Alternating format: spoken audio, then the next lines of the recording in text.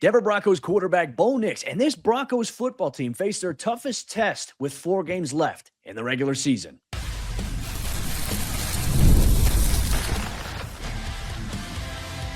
You are Locked On Broncos, your daily Denver Broncos podcast. Part of the Locked On Podcast Network, your team every day. Jahdae Broncos Country. Welcome into another episode of Locked On Broncos, your daily Denver Broncos podcast, part of the Locked On Podcast Network, now the #1 sports podcast network in the country. All thanks to all you everydayers out there. Thanks for tuning in, making us your first listen, however you choose to do so. I'm Cody Roark, credentialed Broncos reporter for Mile High Sports, joined as always by Sayre Bedinger, site expert over there, predominantly orange.com. And look, we got a lot to break down here on today's episode of the shows. We get a little bit of an early preview at Sunday's matchup against the #1 team in the NFC, that is the Green Bay Packers. We'll tell you about why Bo Nix and the Broncos offense will face their toughest test yet against a very stingy Green Bay Packers defense. Plus, Denver's secondary will have their hands full against what we believe is the deepest wide receiver room in the National Football League. And could the Broncos be getting some help back this week with Ben Powers? Could he make his return? We'll look at all that and more here on today's episode of the show, brought to you by our friends over there at FanDuel. And if you want to be right in the middle of the action this season, visit FanDuel.com and place your NFL live bets all season long. Sayre, look, I'm excited about this week's game because this is the final stretch. This is your chance to not only clinch a playoff spot with a win, but you're one step closer towards clinching the AFC West if you keep that thing rolling. And especially with the Chargers being 2 games back, the Broncos and Bo Nix, the offense, they face probably one of their toughest tests remaining in the regular season against Micah Parsons and this stingy Green Bay Packers defense. It is a stingy defense, Cody. They've obviously had some really great games throughout the course of this season. And just like the Broncos, I think that they've had their stinkers as well on both sides of the ball. But when you look at the remaining teams on the schedule, man, facing off against a defense that features Micah Parsons and obviously has playmakers that maybe Broncos country doesn't know as much about, like Edgerrin Cooper out there. This Packers defense, they've got a lot of guys on that side of the ball who can make some plays. And Jeff Hafley, their defensive coordinator, man, he does a great job of playing that chess match and really making those in-game adjustments to be able to help this team get to the point that they are, which is, like you mentioned, at the top of the NFC. They're also fighting for that #1 overall playoff seed here in the final 4-game stretch of this season on their side of things. So it's kind of an interesting matchup to me, Cody. Obviously, these two teams, they're not rivals necessarily. They obviously are both fighting for, top seed in their respective conference, but it kind of feels like one of those games that's not, it's the stakes are high, obviously, but does it not feel to you, at least even just a little bit, like, man, this game doesn't feel like it carries that oomph that you're looking for from a matchup of this caliber? Like, it feels like both of these teams understand, hey, there's bigger things yet to come this season. I think we're going to see both of these teams bring their best, no question about it. I think the competitive level is going to be off the charts, but it feels like both of these teams understand, hey, it's so much bigger than this individual matchup. Yeah, no, it is. And look, I think for both sides, they're looking at it as hey, this is a non-conference matchup, so it doesn't impact our conference record. Yes, it does impact our overall record when when the outcome happens, whatever it is, whether it's a win or whether it's a loss for either of these teams. But it's not like it's a make or break game. I think that's the point you're trying to make for either of these teams, which is okay. And you know what? I kind of liked it because if the Broncos, think about this time last year, Sayre, every game for the Broncos was, you got to win this. This is a must win. It doesn't matter who you're playing. You must win this game because it keeps your playoff hopes alive. Whereas Denver now, they're firmly in the playoff graph. They could still clinch a playoff spot even if they don't win this game. But the Broncos, they're going in Broncos country to win this game, to beat the Green Bay Packers. And what Sayre teased on yesterday's squad show, if you missed that, go check it out. Sayre teased that this could potentially be a little bit of a Super Bowl preview here for both of these teams, which would certainly be interesting. Could you imagine, Sayre, these two teams play in the regular season, then let's say they both make it to Santa Clara, Super Bowl 60, and they play each other again? It's just one of those dynamics that is very, very interesting to watch. And obviously we'll dive deeper into some of the other concepts of this matchup, especially on the defensive side. But I think my question here is, how do you game plan for a player like Micah Parsons? And look, it's not just like Micah's the only good player on this defense. You mentioned Edgerrin. You mentioned, I think, Xavier McKinney at the safety position is one of the better ball hawks right now in the NFL in terms of the back end part. They got Quay Walker at linebacker. I just feel like at all three levels, they have studs. And of course, we know that they're dealing with a massive blow to the defensive tackle position. But this is still a very dangerous and I'd say versatile defense that Denver's going to face. In your opinion, Sayre, I wanted to ask you your thoughts on this. Do you think the Broncos and Sean Payton take a similar approach to how they approached Max Crosby in the Raiders defense last week? Or do you see them just going out and lining up and playing kind of what we've seen for a majority of the season, just based best on best?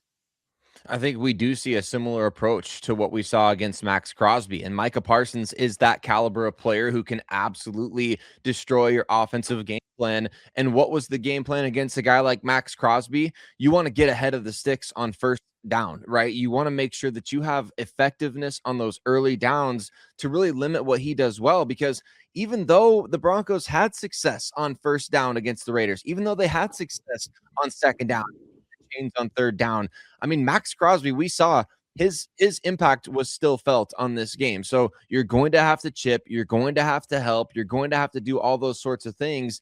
And I think just taking advantage of what the defense gives you in a game like this, limit the mistakes. You might have to take a sack or two because Parsons just has that kind of get off, right? But that's something that I think Bo Nix has been proving he's willing to do over the last couple of games. He's not turning the ball over right now. He's playing I think he's throwing the ball more accurately than maybe we've ever seen, Cody, over these last 3 games. Bo Nix has been dialed in. He was locked in against the Raiders. He's running the ball well. I just think you want to continue to play smart. And Bo talked about it too earlier this week, but man, the game manager, the connotation of that seems so negative, but this is the time of year when you do want to be managing the game at a high level and hitting those shots like we've been talking about wanting to see. I think the Packers and the Broncos, it's such an interesting matchup because these two teams, they deal with a lot of the similar things, right? Inconsistency on offense. You talk about this Packers defense, which at times has been dominant this season. And I think just an overall really great sum of its parts, but they've also just on Thanksgiving, we saw, I mean, they give up a lot of points too. They gave up a lot of points to Dallas in a tie. So I think what we've seen from both the Broncos and the Packers is this, okay, at times we've proven we can be elite in every category as a team, but also at times we've proven like, man, we might have a slip up game here and there. And that's where I think you take advantage of this defense right now for Green Bay. If you're the Broncos offense, is keep doing what you were doing against the Raiders. Take what they give you. I would love to see them because what they did against the Raiders, they went 22 personnel, which is 2 running backs, 2 tight ends, and they would vary that personnel based on Adam Prentice. There's times where it's, Adam Troutman and Mercedes Lewis on the field with Adam Prentice and RJ Harvey. And then there was times where they go extra heavy. They would go with the jumbo package with Frank Crum, Mercedes Lewis, Adam Troutman all to one side, wherever Max Crosby was. That might be the approach this week here against this Green Bay Packers defense, but I also think it benefits the Broncos to continue to run under center. Sayre, we haven't seen them do it as much as I think we would like them to this season, but it's working. It worked against the Raiders, and certainly I think the Packers defense is miles better than the Raiders defense, but this might be the formula versus just running out of shotgun or running out of pistol. We've seen the Broncos try to do that, and it hasn't really equated to any consistent success, I'd say, in between the tackles there. So I think that RJ Harvey is better going when he's just getting downhill, and I think under center is the way to do that, and it does open up your play action game. So I'm very curious to see how the Broncos come out this week and approach trying to prepare for this Packers defense that at all 3 levels of the field have an elite level player, and Quay Walker at linebacker, Micah Parsons at the edge rusher, and then Xavier McKinney obviously at the safety position. And they got some pretty solid underrated cornerbacks, including, they even have Nate Hobbs, who used to play for the Las Vegas Raiders. And I remember a lot of games Nate Hobbs used to actually impact and hurt the Broncos, so to speak. But they have good versatility on that side of the ball, good depth, which is obviously a testament to where they're at right now, how far they've gotten in their season. But big test here for Bo Nix and the Broncos offense. But with that said, Broncos Country, share us your thoughts here on today's episode show of what you want to see from the Broncos offense against this stingy Packers defense here on Sunday. But coming up next, Sayre and I are going to talk about the Broncos defense, in particular, the secondary facing arguably their toughest test because they got to face the deepest wide receiver room right now in the National Football League. We'll break it all down here on today's episode of the show. Today's episode of Locked On Broncos is brought to you by friends over there at Mint Mobile. You know, there's no reason to let big wireless drain your wallet, especially during the holidays, because right now, Mint Mobile, they are running their best deal of the year, and all of their unlimited plans, they're 50% off. That means that you can lock in 3, 6, or even 12 months of unlimited premium wireless for just $15 a month. It's the easiest way to take your overpriced phone bill and give it the full Scrooge treatment. And what makes this even better is how simple Mint makes the switch. There's no contracts, there's no nonsense, just real savings and real quality service. Switching to Mint lets you keep your same coverage for a lower price. So turn your expensive wireless present into a huge wireless savings future by switching to Mint. Shop Mint Unlimited plans at mintmobile.com/LockedOnNFL. That's mintmobile.com/LockedOnNFL. Limited time offer, upfront payment of $45 for 3 months, $90 for 6 months, or $180 for a 12 months plan required, 15 months equivalent. Taxes and fees, initial plan term only. Greater than 35 gigabytes, may slow when network is busy. Capable device required.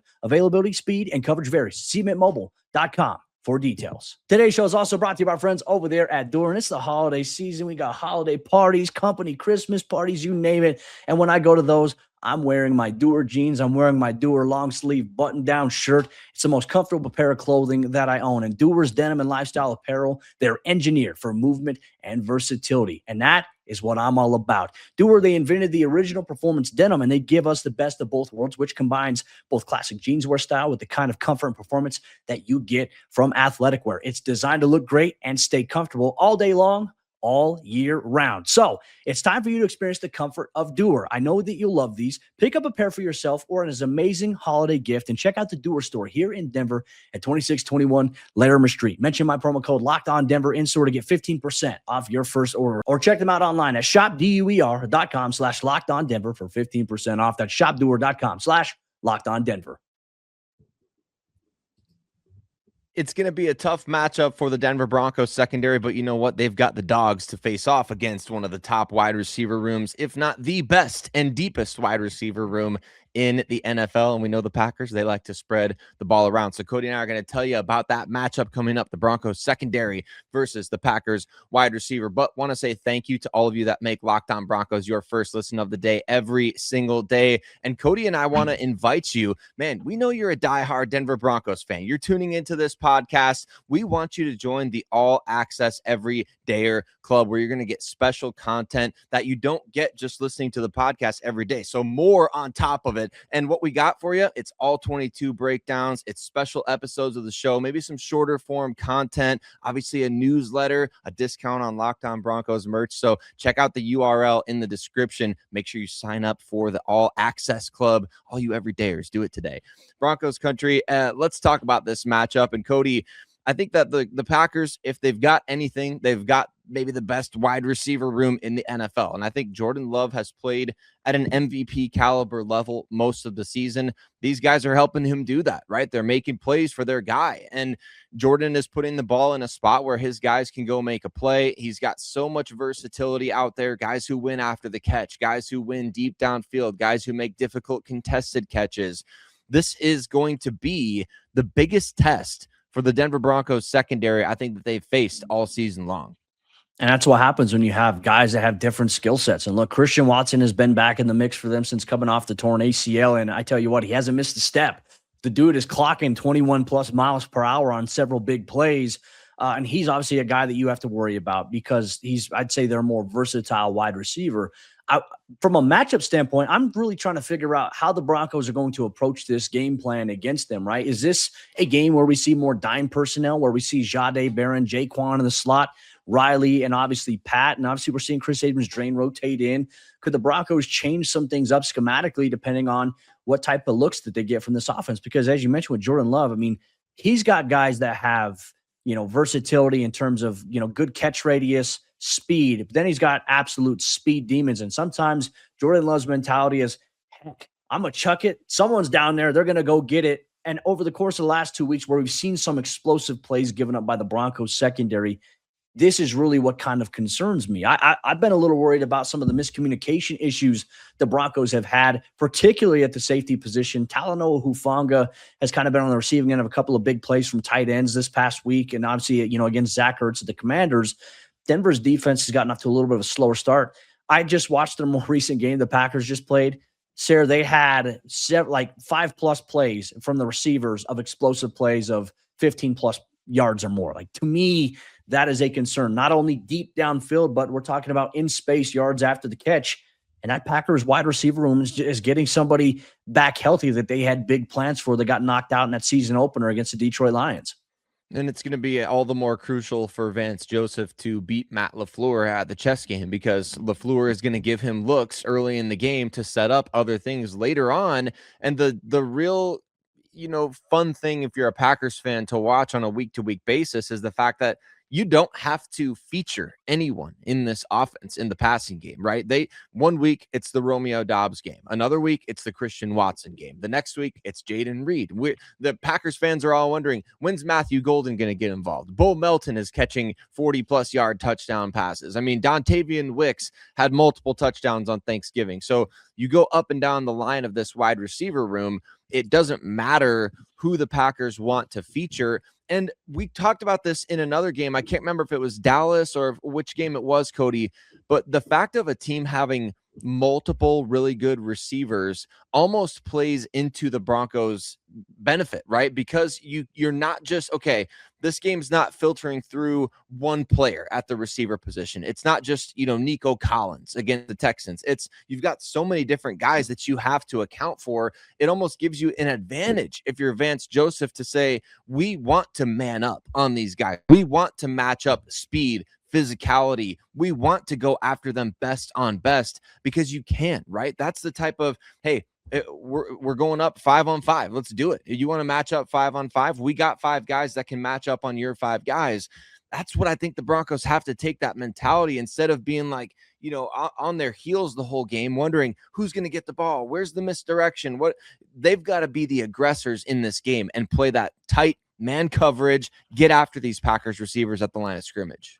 Well, and if they do choose to come out and spread them out a little bit, which I think they will do, the balance of Denver being in the dime package specifically this week means, hey, we have flexibility to stop Josh Jacobs in the running game. Like, that's the hope. I mean, he had 20 carries for 80-something yards this past week. Historically, Josh Jacobs has kind of been a thorn in the side of the Broncos, so this is a game you can't allow him to go off. And I thought Denver did a better job of shutting down the run this past week against Ashton Genty, but I feel like this is a much better offensive line than what the Raiders certainly had. So you don't want to allow any big chunk plays, because then that allows LaFleur to play that chess game, saying, hey, we got you at the run. You're going to overcommit to stop it. Bang, here comes play action. I would say the one thing here, like all season long, I was a little anxious about this matchup on paper when Tucker Kraft was playing. The dude, in my opinion, Sayre, was playing like the best tight end in the NFL. Luke Musgrave, no Tucker Kraft, but he's still pretty dang good. And the last time that Luke Musgrave played against the Broncos, he baited the officials into ejecting Kareem Jackson for a hit. So I just think that this is the most flexible team that the Broncos have faced yet. And it's exciting, right? Because you see people try to move the goalposts on this Broncos team defensively. Hopefully they get DJ Jones back this week, but they're healthy this week. Hopefully there's more of a consistent rotation with the linebackers. I think we need to see a lot more Dre Greenlaw and Justin Sternat on the field together, especially in passing situations, Sayre. That's what I'm looking for this week as Denver's getting ready to face this Green Bay team. In your opinion, what would be a wild card factor here for Denver's defense against Green Bay's offense? Well, I think what it comes down to is the safety play, like you mentioned, Cody. I think that these two guys, Talanoa Hufanga and Brandon Jones, they've got to be ready on the back end. I think the Broncos are going to have to be aggressive with their blitz package as well in this game and really make Jordan Love make quick decisions with the football. You want to know one of the easiest ways that you can eliminate deep plays downfield? Well, it's get after the quarterback really quickly and make him make a quick decision with the ball. Don't give those receivers time to set up deep downfield. We've got an underrated storyline, though, too, of Sean Payton talks about how you don't want to have guys coming in who you had at camp or you had in the offseason program and you let them get away. I think everybody forgets that Packers running back Emmanuel Wilson was first a Denver Bronco, and he's been pretty outstanding for them this year as the running back 2 behind Josh Jacobs. Even had a 100-yard game when he was playing as an injury replacement. Also, interesting wrinkle in this matchup, Cody. The Broncos tried to trade for Luke Musgrave at the deadline, and the Packers obviously didn't do it, and then they were thankful they didn't do it because then Tucker Kraft went down with the injury. So the Broncos tried to get Luke Musgrave to add him to the offense. They liked him in the pre-draft process. And like you said, he's not Tucker Kraft by any means, but he is a big athletic option out there. So it's going to take all 11 guys if you talk about defensively for the Broncos in this game. But I think the key is that pass rush. Get to Jordan Love as quickly as possible. Make him make quick decisions because he didn't really turn the ball over all that much. The Broncos defense has to find a way to dial up the pressure, turn up the heat, make him sweat a little bit here. It's going to be a big game on Sunday, Broncos country. But coming up next, could the Broncos be getting some reinforcements back on the offensive line? Will we see Ben Powers? We'll take a look at that. And DJ Jones here on today's episode, Locked On Broncos. Today's show is brought to you by our friends over there at FanDuel. On NFL Sundays, they move fast, one big play, and suddenly everything feels different. That's what makes live betting with FanDuel so exciting, because you're not just watching the game, you're reacting to it in real time. With FanDuel, you can place bets as the action unfolds with every drive, every momentum swing, and every highlight moment in front of you here. The Broncos, they open up at home this week as 2.5-point underdogs. We've seen the Broncos thrive in the underdog situation, but if you think they're going to win outright on the money line, you can choose to win by placing money down on the money line. And if Denver wins, guess what? You win as well. Live betting is best when the game starts to shift. So if this is a close game on Sunday and it's back and forth action, make sure you jump into the FanDuel app so you can bet on live spreads and money lines as they adjust instantly. And you can bet next touchdown scores. You can bet on drive results, totals, and more. So if you want to be right in the middle of the action this season, visit FanDuel.com and place your NFL live bets all season long. FanDuel, the game moves fast, so can you. Reinforcements could be on the way here for the Denver Broncos inside the trenches. And as we all know, if you want to make a deep playoff run, you got to win the trench battles up front. The Broncos, this week, they're going to face a tough battle in the trenches offensively against that Packers defense. And then defensively against that Packers offensive line. It should be a hard, physical, fun game. And Sayre, I'm just saying, I'm glad that this is probably the game that Denver plays versus them having to play this game a few days before they have to play the Kansas City Chiefs. I'm glad that this game is coming a little bit now, just because of the physicality aspect. I think this is going to be a very entertaining game here. But could the Broncos be getting some help back this week? Ben Powers, Sayre, he's been on the side field for the last handful of weeks. He's been ramping things up as what I have seen at practice. On Friday, he was jogging a little bit more. And then during Sunday before the game against, obviously, the Raiders, he was doing on-field workouts. To me, this is right around the timeline in which he was saying that he could be back mid-December. We're pretty much close to that point right now. So I'm wondering, as I get ready to head out to practice today, could we see Ben Powers back in the mix? And if so, do you think the Broncos put him back into the starting lineup, or do you think that Alex Palczewski stays in that place? I think that's a very interesting dilemma right now. It really is, because you have an opportunity to get his kind of feet wet before you have, obviously, the Jaguars game and then a short week against the Chiefs. I don't necessarily know that you would want Powers' first action this season to be 2 back-to-back games on a Sunday and a Thursday, right? I mean, that's maybe, I don't know, maybe that's not a thing, but that's kind of where my mind initially goes. I think if he's ready to go, play him, put him out there, start him. I mean, the running game before the Raiders outing for this Denver Broncos offense, where they had 152 yards on the ground, the running game was a difference of about 30-plus yards when Ben Powers was in the lineup versus when he was not in the lineup. And you can make arguments that, well, they didn't commit to the run as much after he went down with the injury, and I think that's valid. But at the same time, I think there's no question about the amount of success that they had running the ball when Ben Powers was out there. And even if it is just a comfortability thing for Sean Payton to call those running plays when Powers is in the lineup, I say put him out there and let Palczewski be what every Broncos fan loved him as so much earlier this year. 63 is reporting as eligible. Everybody goes crazy. The Mile High City will love it, Cody. Back at home this week, 63 is reporting as eligible. The place will go nuts. I think that's what we want to see, is your best 5 out there, especially for this playoff run.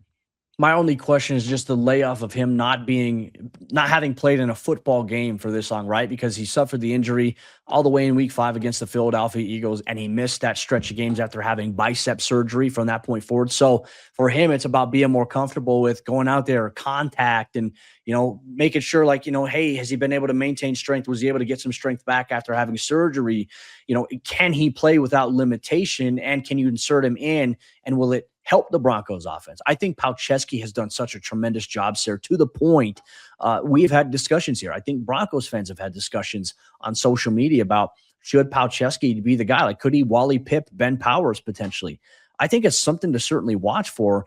But my curiosity here, and look, I don't think Sean Payton, even if we ask him today, he's not going to tell us. So I don't think we're going to waste our time asking him. But it's like when you have a player who's been playing as well as Alex has, if there's a player like Ben that's coming back, do you look at your options of, do you throw a guy back in that hasn't played since week 5, or do you maybe kind of have a ramp up period for him? I'm very curious, considering that like Palczewski has played well. There hasn't been drop off, which to me, that's been huge. That's where the dilemma comes in here. Yeah, that's where you're going to really have to trust your training staff, and you're going to have to trust Powers' readiness in terms of that physicality element of all that goes with playing offensive line in the NFL, right? I think that's the biggest question mark right there. Is you don't want him to come back and immediately just be getting bowled over by an aggressive defense, because if he is making his return to the field against the Packers, Jeff Hafley is going to attack that. I know that the Packers don't have Devontae Wyatt, who went down with a gruesome injury on Thanksgiving, so they don't have their best interior defensive lineman. They traded Kenny Clark to the Cowboys as well, so they're kind of depleted on the inside. But at the same time, you don't think they would send extra guys? You don't think they would line Micah Parsons up over the left guard? I think they would. I think they would try anything that they could to exploit that if he is making his first game return back. I'm also interested in the potential other reinforcements too, Cody. I know the Broncos are getting healthy all over this roster. They added a couple of intriguing players to the practice squad. I mean, we talked at length about Elijah Moore, but Sincere McCormick is the running back reinforcement that we've kind of been speculating on and wondering, is that going to happen? When will it happen? So there's a lot of potential for the Broncos to throw some wrinkles in the mix this weekend that we just maybe really haven't seen so far this season. Now, I'm curious to see how Sean uses Marvin this week too, because he even said on Monday, he came out of the staff meeting. We were talking about we got to figure out how to get him more touches. We've talked about here on the show this week, Pat Bryant's emergence a little bit is getting more snaps right now than other guys. I'm curious to see what that rotation looks like. But also DJ Jones, hopefully he is back on the practice field here this afternoon. I'll have my complete report over there at milehighsports.com. Plus, for all the everydayers, you're going to get some behind-the-scenes locker room footage as well. We'll do locker room interviews inside of the Everydayer All Access Club, so make sure you sign up for that. It's in our show notes down below. DJ Jones being one of those guys, and I'm trying to think who else at this point. Are we going to see Drew Sanders? I don't know. I feel like every week, Sayre, we get asked a question from our listeners and people who tune into the show. What about Drew Sanders? He's been on the side field for almost a month and a half now, Sayre, but we have yet to see him go from that side field to the on-field practice field, which right now, where they're at from a roster standpoint, they would have to make a corresponding roster move. If they activate his 21-day window and they're like, hey, he's ready to come back, they'd have to release somebody to essentially make room for him. But is that the move right now, in your opinion, considering what we've seen from Justin Sternad? I truly believe in my heart of hearts, from what we've seen, the starters next season for the Broncos at linebacker should be Dre Greenlaw, should be Justin Sternad.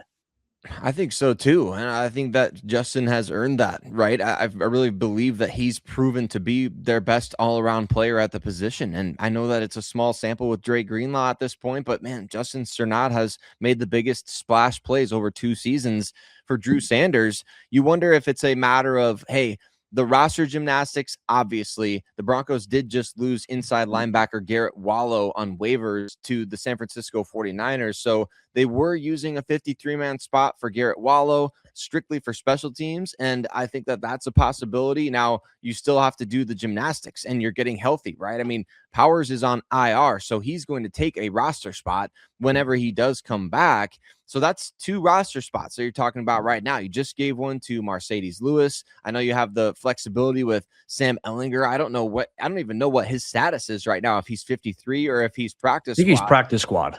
Okay, so you have flexibility in other ways that you've shown throughout the course of this season, right? But at the same time, man, I think that's one of the reasons why they may be waiting right now, is because of Ben Powers' imminent return. And are we going to see Nate Adkins is another question. Sean told us a couple weeks ago, unprompted. Once again, we ask about injury. Sean says no. But if Sean suddenly just brings up an injury and talks about it, like, okay, like Sean, you thought you weren't talking about injuries. He said Nate Adkins is closer than most people think. But we haven't seen him. He didn't even step foot on the practice field. He wasn't even on the side field last week when we were at practice. So my question is could he potentially just land on IR, especially now with Mercedes Lewis now on the active roster? I doubt that they would release him. He's got no more practice squad elevation, so why would they release him at this standpoint, for where they're at right here? I think maybe Jaron Christian, if they could make a roster move to release somebody off the active, Jaron Christian's probably the one guy that comes to mind, and maybe they'd try to sign him to the practice squad. But just once again, the roster shuffling, everything that you got to deal with in the wake of trying to get ready for the playoffs. I'm very curious to see how the Broncos approach the next handful of weeks. Will they get some help? We'll have you covered here, Locked On Broncos. For all the everydayers out there in the Everydayer All Access Club, you're going to get exclusive practice reports, locker room interviews, and more. We'll have you covered inside of the Everydayer All Access Club. Broncos Country, thank you so much for tuning in, making us your first listen, however you choose to do so. Tomorrow's episode of the show, Sarah's sitting down with Locked On Packers host Peter Bukowski to preview Sunday's game from a perspective of the Packers side of things and the Broncos side of things. You can't miss it. Tune in tomorrow. You'll get all that here on Locked On Broncos.